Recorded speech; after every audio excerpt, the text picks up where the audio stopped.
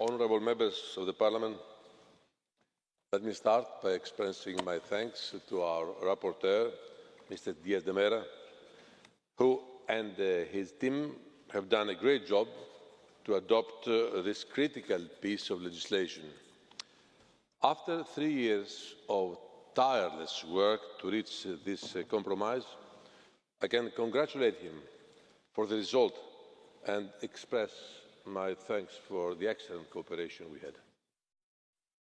What makes this regulation critical is that our fight against terrorism is at the very top of the political agenda. 82% of the citizens of Europe tell us in a very recent survey that they want the European Union to intervene more on terrorism than now. Once this regulation is applied in spring 2017, it will give us the right framework for this to happen. First of all, by making Europol an information hub for law enforcement in the Union. Paris and Brussels showed this very clearly. Information exchange is our Achilles heel. Member States have to coordinate more closely and effectively. Complex investigations have to be supported by sound analysis. Europol can have clear added value in this respect. The other major improvement is the democratic scrutiny by this Parliament. Our new rules will ensure this accountability on Europol's activities together with national parliaments.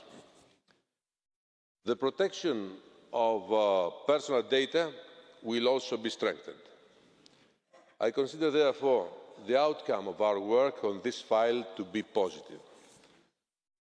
Europol's legal basis has been aligned to the Treaty of Lisbon and the objectives of the Europol reform to make Europol more accountable, effective and efficient have been fully achieved.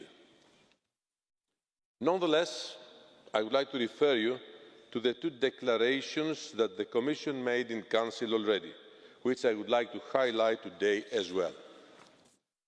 The first concerns the governance of Europol.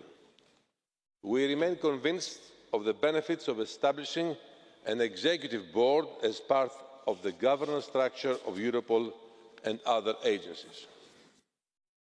We will keep following the situation on the governance of Europol, and within the next 2 years we will examine whether further proposals on this point are necessary.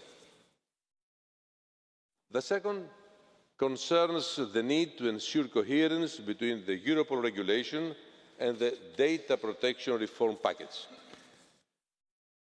In light of our recent adoption of the new EU data protection rules and the upcoming review of the data protection rules for EU institutions and agencies, we need to ensure consistency and avoid duplication.